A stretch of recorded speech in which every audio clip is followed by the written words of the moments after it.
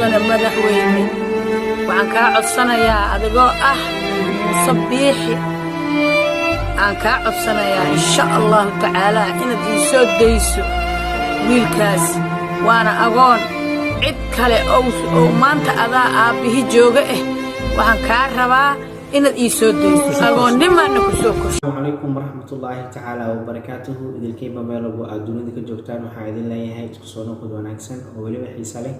waa anigoo ah Cabdiraxmaan Maxamed Ismaaciil channelka naga daawanaysiin waa Jaabir Jamil Official. haddii aad nagu cusub tahay soo dhawow, haddii aad hore noola joogteen waad ku mahadsan tahay la jirkaaga mahadsanid walaal. waxaan rabaa caawa inaan ka hadlo hadduu ilaahay yidhaahdo sida aad ka jeedaan ama iga muuqata runtii idinkuma soo gelin sida wejigayga yacni ugu furfurnaa ama ugu farxad badnaa. aad iyo aad ayaan ugu cudur daaranayo waana ka xumahay inaan idin soo hor istaago aniga wejigayga runtii ay ka muuqato murugo ama maxaa la yidhaahdaa farxad uusan haysan.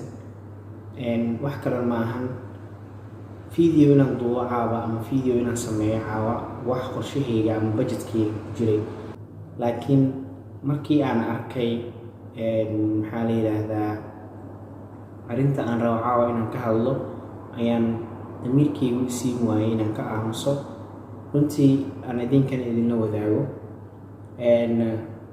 runtii waxaa ogtihiin sidaa ogtihiin baraha bulshada waxaa aad u haysta oo aad iyo aad runtii loo hadalhayaa waxay tahay sida aad wada ogtihiin waxaa xiran wiilka la yidhaahdo Bilaal Bulshaawi oo runtii tiktokerka ah aad yacni looga wada yaqaano dhanka tiktoka ahna wiil yacni kasoo gali jiray tiktoka ama ka isticmaali jiray ama joogay oo ku noolaa dhalinyarada Muqdisho ku noolaa mid ka mid ah. runtii maxaa la yidhaahdaa wuxuu xiran yahay muddo runtii qiyaastii bil iyo ka badan haddii aanan qaldanayn.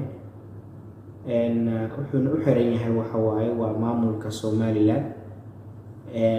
runtii waxaan aad iyo aad uga naxay, ugana damqaday, ugana murugooday waxay tahay hooyadiis iyo walaashiis oo maanta video iska soo duubay ayagoo dhahaya soo daaya biliis, waxaan idinka codsanaynaa inaad soo daysaan, oo weliba si xushmad leh ula hadlaaya maamulka Somaliland.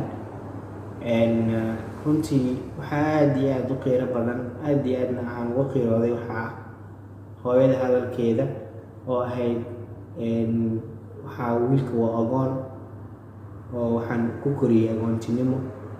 runtii qof walba horta waxa uu yahay oo u qarsoon waa gooni, laakiin waxa annaga aan aragno ama qofka markuu caan noqdo wuxuu caan ku noqdo oo la arko ayaa anaga ku beesgaraynaa. runtii Bilaal sida ognahay waa qof tiktoker ah, tiktok isticmaala. inta aan ka aragnayna qof iska maskiina, iska wanaagsan, fiidiyoyadu sameynaya dadka inuu ka maadaysiiyo ama uu ka qosol siiyo iska jecel. runtii anagana door muhiim ayuu noogu jiraa qofka raba inuu dadkiisa ka qosliyo ama dadkiisa madadaaliyo. haddii aan nahay bahda youtuberada ama haddii aan nahay bahda social media isticmaasho oo dhan. runtii arrintaas iyada ah ayaa arrin aad iyo aad anigan damiirkayga aad iyo aad u taabatay noqotay. arrintaas oo aan naga aamusi karin. runtii dad badan oo aniga iga horeeyay way jiraan ka soo hadlay, youtuber haddii ahaan lahaayeen, hadday tiktoker ahaan lahaayeen, intaba isugu jira. laakiin waxaa muhiimadda waxay tahay inaan arrintaas iyada ah aan loo kala harin, aan loo kala fariisan. hadduu ilaahay yidhaahdo insha allahu tacaala waa rajeynaynaa in uu Bilaal kasoo bixi doono xabsigaas. walaashiis iyo hooyadiis iyo familkiisa iyo asxaabtiisa dhammaan ay Muqdisho ku wada sugayeen si qurux badan ay usoo dhaweyn doonaan uuna u tegi doono.